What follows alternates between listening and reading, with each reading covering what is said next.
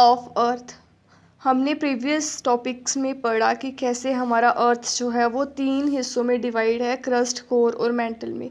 Core जो है further define किया जाता है हमारे इनर कोर और आउटर कोर में। ओके, सो इसमें सबसे पहले हम पढ़ेंगे क्रस्ट को।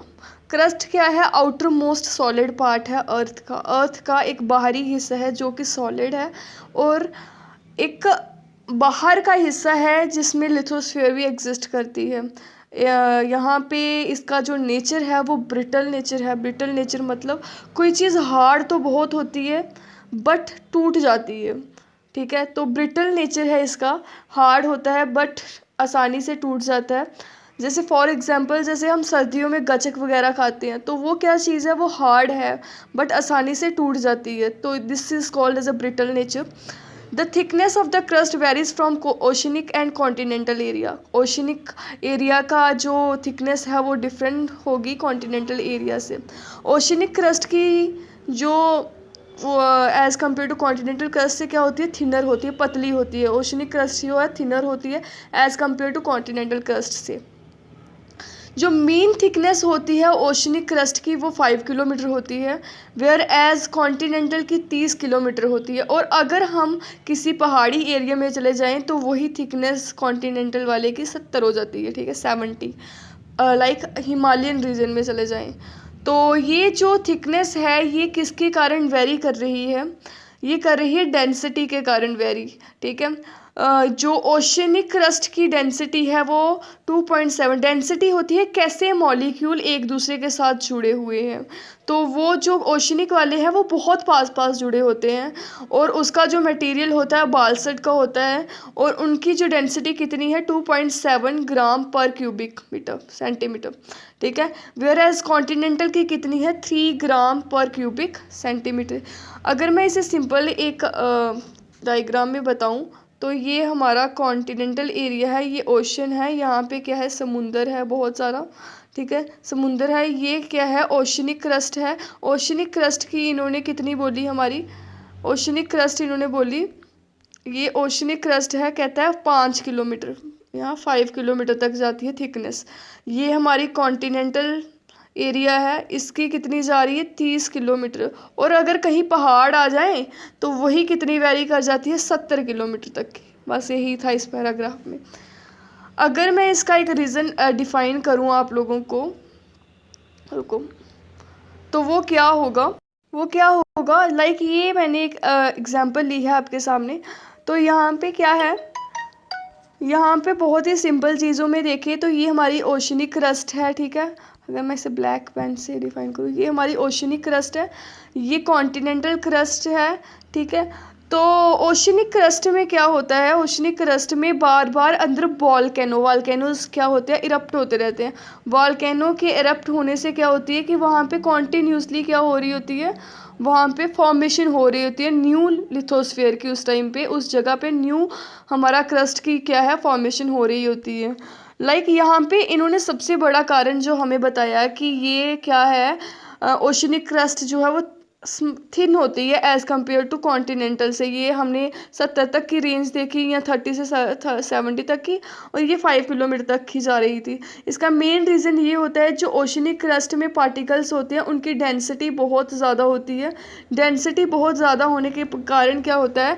जो उनके मॉलिक्यूल्स होते हैं वो बहुत पास पास होते हैं, उनके मॉलिक्यूल्स बहुत पास पास होते हैं। इसी के कारण क्या होता है? वो क्या कर जाता है? लाइक एग्जाम्पल लें, अगर पानी के बीच में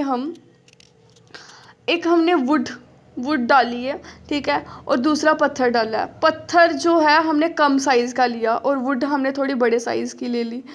अब पत्थर और उसमें क्या होगा? पत्थर में मॉलिक्यूल बहुत पास पास जुड़े होते हैं, तो वो क्या कर जाएगा? डूब जाएगा नीचे। जैसे हम देखते हैं कि ओशनिक क्रस्ट जो है वो बार बार सबमर्ज करती जाती है, और वो क्या करती है? सबडक्ट भी करती है। सबडक्शन लिखा हुआ है ना, या सबडक्शन क्रस्ट क्या हो रही है? जब ज़्यादा बनती जाती है तो वो नीचे की ओर इधर सबडक्ट करती है, मतलब नीचे की ओर धंसती जाती है, और वो हमारे कॉन्टिनेंटल जो क्रस्ट है उसके नीचे चले जाती है, उसके नीचे दब जाती है, और जो कॉन्टिनेंटल क्रस्ट है वो ऊपर फ्लोट करती रहती है।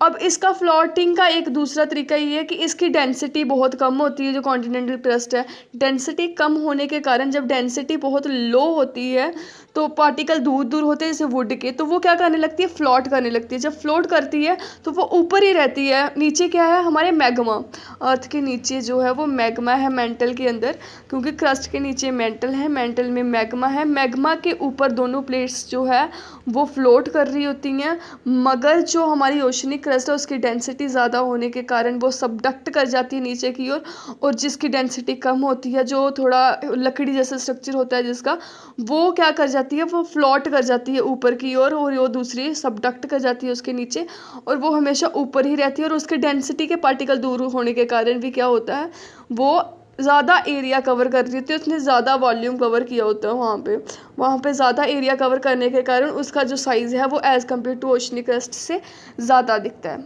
ओके, नेक्स्ट हम करने वाले हैं मेंटल। ठीक है, the portion of the interior beyond the crust is called as a mantle. मतलब क्रस्ट के बाद का जो मटेरियल आता है उसको हम मेंटल कहते हैं। ठीक है, the mantle extend from Moho discontinuity to depth of 2900 kilometre. ये कहाँ तक की इसकी डेप्थ होती है, 2900 किलोमीटर। अभी मैं आपको बताऊंगी कि क्या कौन सी डिसकॉन्टिन्यूटी होती है। The upper portion of the mental is called asthenosphere. सबसे ऊपर वाला जो इसका लेयर होता है उसको हम क्या बोलते हैं, एस्थेनोस्फीयर। मेंटल की जो सबसे ऊपर वाली लेयर होती है उसको क्या बोलते हैं हम, एस्थेनोस्फीयर। ठीक है, the word astheno mean weak. ये लेयर सबसे वीक होती है, एस्थेनो का मतलब है weak. It's considered to be extending from 400 kilometer. इसकी एक्सटेंडिंग कितने तक है, 400 किलोमीटर तक। It is a main source of magma that find. यही एक सोर्स है, यहाँ से मैग्मा निकलता है। ठीक है, लाइक यहाँ पे भी एग्जांपल दी हुई है हमें। तो यहाँ पे it's a way to the surface during a volcanic eruption. इसी एस्थेनोस्फीयर से क्या होता है, मैक्सिमम जो वॉल्केनिक एरप्शन होती है, it has a density higher than. इसकी डेंसिटी क्रस्ट से ज़्यादा होती है। क्रस्ट की 3 तक जा रही थी, इसकी 3.4 ग्राम पर क्यूबिक सेंटीमीटर है। The crust and the upper part of the mantle are called as the lithosphere. Crust और अपर पार्ट जो होता है मेंटल का, कुछ पार्ट क्रस्ट का और ऊपर वाला कुछ पार्ट हमारे इसका मेंटल का, इसको हम क्या बोलते हैं, lithosphere. Its thickness ranges from 10 to 200 kilometer की इसकी थिकनेस होती है, उसकी 70 तक जा रही थी। The lower mantle extend beyond the asthenosphere, it's a solid state. जो लोअर मेंटल होता है, पहले तो अपर मेंटल पढ़ा जिसमें थोड़ा सा पार्ट हमने क्या बोला कि वो लिथोस्फीयर में कंट्रीब्यूट करता है, but the lower mantle extend beyond the asthenosphere के नीचे है, इट्स अ सॉलिड स्टेट। ऊपर वाला मेंटल में क्या है, हमारा मैग्मा है, मैग्मा वो लिक्विड स्टेट में है। उसके नीचे वाला जो लोअर मेंटल है वो फिर से क्या आ जाता है, सॉलिड स्टेट आ जाती है। ओके, और ये हमें कहाँ से पता चला था, अर्थक्वेक में हमने जो पढ़ा था हमारा PNS वेव, उससे पता चला था। ओके, जो शेडो जोन बन रहा था वहाँ पे। सो जैसे इन्होंने बोला कि एस्थेनोस्फीयर का मतलब, जो एस्थेनो वहाँ पे है उसका मतलब क्या है कि वो वीक है। तो ये जो एस्थेनोस्फीयर यहाँ पे है, ये एस्थेनोस्फीयर जो है वो वीक मटेरियल है। अब हमने इसमें पढ़ा काफ़ी सारी डिसकॉन्टिन्यूटी होती है, जैसे इसमें कौन सी है, मोहो डिसकॉन्टिन्यूटी। सो ये जो है हमारी डिसकॉन्टिन्यूटी है, डिफरेंट जो हमारी लेयर्स के बीच में है। ओके, सो सबसे पहले क्या है, लिथोस्फीयर हमारी 5 किलोमीटर तक जा रही है लिथोस्फीयर, और ये डिफरेंट इन्होंने डिसकॉन्टिन्यूटी बताई है। मैं अभी आपको जूम करके बताती हूँ, रुको, वेट, सही है। सो सबसे पहले हमारी आती है कोनार्ड डिसकॉन्टिन्यूटी, देन मोहो डिसकॉन्टिन्यूटी, और उसके बाद गुटेंसबर्ग, लेहमैन डिसकॉन्टिन्यूटी। और ये कैसे कैसे इसमें है मैं अभी आपको डिफाइन कर रही हूँ। तो टोटल 5 हमारी डिसकॉन्टिन्यूटी है। सबसे पहले हम जानते हैं कि डिसकॉन्टिन्यूटी क्या होती है, और इसे लर्न करने का भी एक तरीका है। इसको हम लर्न करते हैं, कोई मुझे रेड गुलाब ले दो, ठीक है, तो इससे हम इसे लर्न करते हैं। तो कॉनराड डिसकॉन्टिन्यूटी को हम कोई से करते हैं, मुझे मोहो, गुलाब गुटेंसबर्ग, लेहमैन ले और दो, ऐसे कुछ तरीके से हम क्या करते हैं इन डिसकॉन्टिन्यूटी को लर्न करते हैं। पहले कोनार्ड डिसकॉन्टिन्यूटी कहाँ से शुरू होती है, जैसे हमारी यहाँ पे क्या है, लाइक ये, रुको, तो यहाँ पे पहले हमने किससे इसे लर्न किया, हमने इसे लर्न किया है कोई मुझे रेड गुलाब ले दो। ओके, इससे तो इससे हमने इसे लर्न किया। सबसे पहले जो कोनार्ड डिस्कॉन्टिन्यूटी आती है, ये ओशनिक क्रस्ट जो होती है हमारी, और जहाँ से क्रस्ट, डिस्कॉन्टिन्यूटी का मतलब जहाँ से कोई चीज़ ख़त्म हुई और दूसरी चीज़ क्या हुई है, स्टार्ट हो गई है।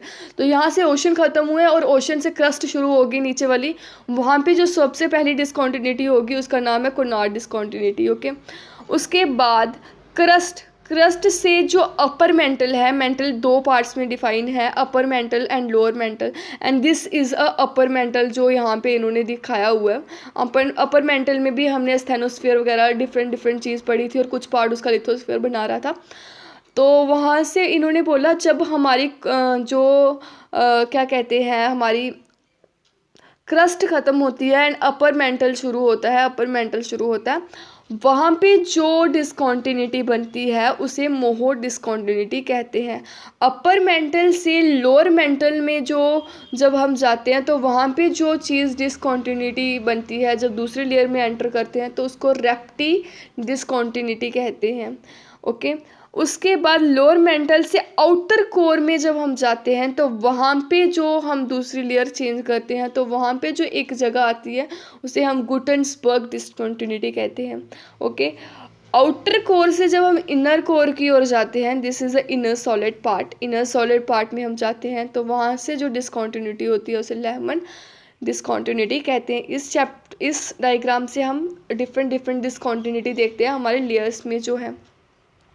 सबसे पहले हमने ये चीज़ें जो है वो डिफ़ाइन की जा रही हैं, जैसे अपर कोर है, लोअर मेंटल है, अपर मेंटल है, लोअर मेंटल है, इनर कोर है, आउटर कोर है, कुछ इस तरीके से हमने क्या किया है, इन्हें डिफ़ाइन किया हुआ है।